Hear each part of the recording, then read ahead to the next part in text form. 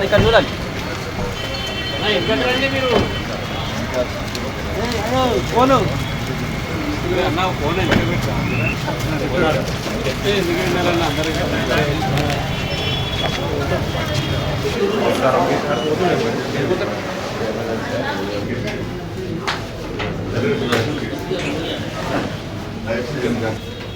Development funds accident case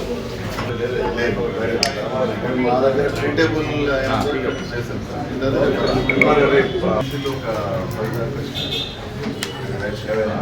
అంటే ఒకటి refer చేశాను సార్, మిగతా ఇక్కడే.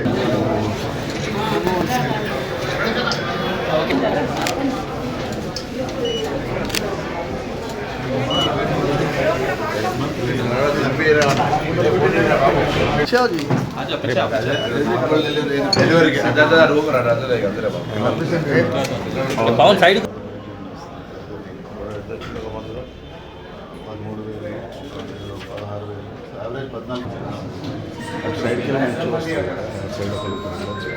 13,000 డాక్టర్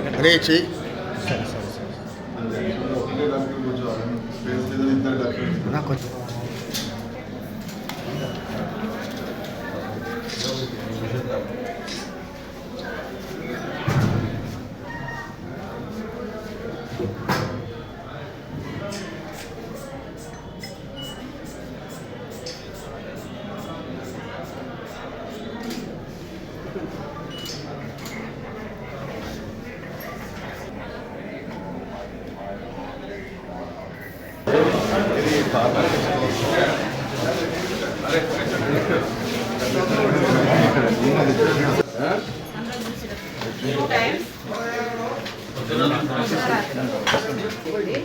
వేరే ఇచ్చిన దాని ప్లేస్లో ఇది ఇంకొకటి అయితే ఇక్కడ లేదు.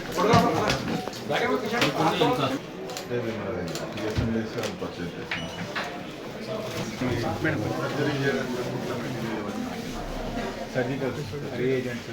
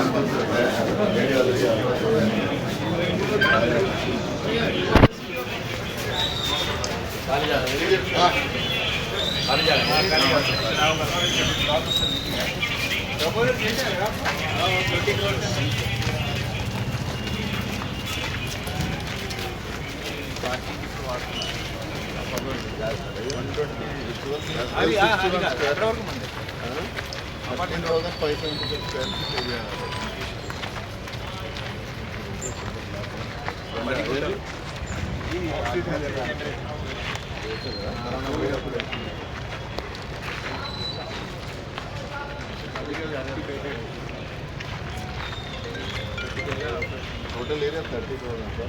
Construction is 17,000. 13,000.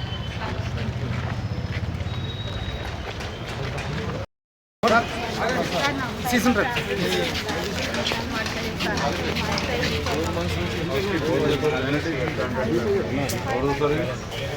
Commissioner Uday Kumar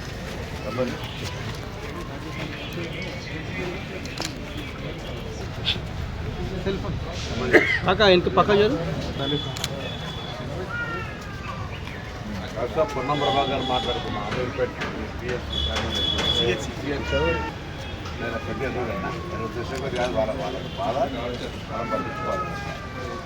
సరే సెల్ ఫోన్ నేను కామన్ చెప్తాను, మీరు ఫాలో చేసుకోండి. మనం ఏదైనా ఇవాళ ప్రైవేట్ ఫాలో చేసుకుంటుంది కాదు. 50 పడకల ఆసుపత్రిని జిల్లా కలెక్టర్ గారు మేము సందర్శించడం జరిగింది. ఇక్కడ ఉన్నటువంటి పరిస్థితులు, వివిధ డాక్టర్లను లేదా మందులకు సంబంధించిన ఫార్మసీ, ఇతరత్ర పరీక్షలకు సంబంధించి ఎమర్జెన్సీ, గైనిక్ అన్నీ కూడా అబ్జర్వ్ చేసినప్పుడు ఇక్కడ స్థానికుల విజ్ఞప్తి ఏంటంటే పేషెంట్స్ చాలామంది వస్తున్నారు, ఈ ఏరియా అంతా ఇక్కడికే రావడం జరుగుతుంది కాబట్టి సరిపోవడం లేదు బెడ్స్ కానీ అంటే వెంటనే సంబంధిత అధికారులతోటి గౌరవ ఆరోగ్య శాఖ మంత్రి దామోదర్ రాజనరసింహ గారికి కూడా సంబంధిత ప్రిన్సిపల్ సెక్రటరీ క్రిస్టియానా గారికి వైద్య విధానానికి సంబంధించినటువంటి అజయ్ గారికి అందరికీ నోటీస్ చేయించినాము. దీనికి సంబంధించిన ప్రతిపాదనలు గౌరవ జిల్లా కలెక్టర్ గారిని అదనపుగా 50 పడకల ఆసుపత్రికి పంపమని జిల్లా ఇన్ఛార్జ్ మంత్రిగా అవసరమైతే ముఖ్యమంత్రి గారిని కలిసి తొందరలో శాంక్షన్ చేయించే విధంగా చర్యలు తీసుకుంటాం ఈ ప్రాంత ప్రజల ఆకాంక్షలకు అనుగుణంగా. అదేవిధంగా లిఫ్ట్ సౌకర్యం లేదన్నారు. ఎస్డిఎఫ్ ఫండ్స్ కింద నా దగ్గర ఉన్నటువంటి మినిస్టర్ ఇన్ఛార్జ్ డిస్క్రిప్షన్ కోట కింద దానికి శాంక్షన్ ఇస్తాను. ఈ యొక్క హాస్పిటల్లో లిఫ్ట్ ఆర్గనైజ్ చేస్తారు. ఎలక్ట్రిసిటీ పరంగా ఉన్నటువంటి అంశం దృష్టికి వచ్చింది. ఎలక్ట్రిసిటీ అధికారులను పిలిచి హాస్పిటల్ ఏరియాలో 24/7 ఎక్కడ డిస్టర్బెన్స్ రాకుండా పవర్ సప్లై చేయాలని చెప్తా ఉన్నాం.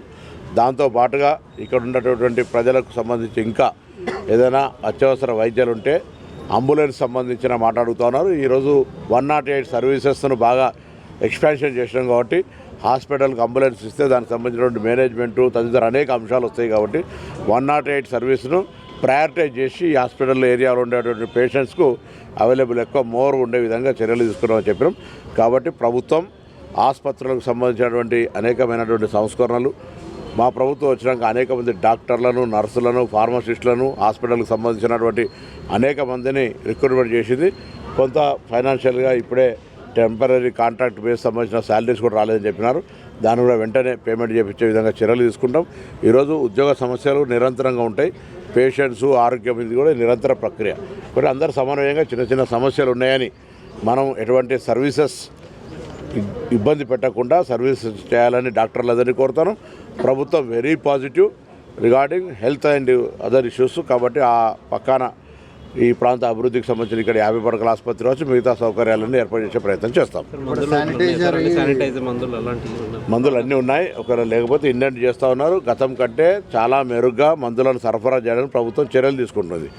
మందులు సప్లయర్స్ కూడా పేమెంట్ చేయలేని పరిస్థితుల్లో కొత్తగా ప్రభుత్వం వచ్చినప్పుడు ఇబ్బంది కలిగిన మాట వాస్తవం. కానీ దాని అంతా స్ట్రీమ్లైన్ చేసి ఈరోజు ఇండెంట్ చేయడం కానీ బిల్ పేమెంట్ చేయడం కానీ టాప్ ప్రయారిటీ మెడిసిన్ల ఫ్రీ మెడిసిన్ ఇచ్చే కాడ కూడా రాష్ట్రం మొత్తం ప్రాధాన్యత కలిగే విధంగా చర్యలు తీసుకుంటాం. శానిటేషనరీ సిబ్బందికి జీతాలు రాలేదు. ఇప్పుడు నేను చెప్పిన ప్రపంచంలో ఏ మూల ఏ క్షణం ఏం జరుగుతుందో వేగంగా తెలుసుకోవడానికి తొలి వెలుగు వాట్సాప్ ఛానల్ని ఫాలో చేయండి.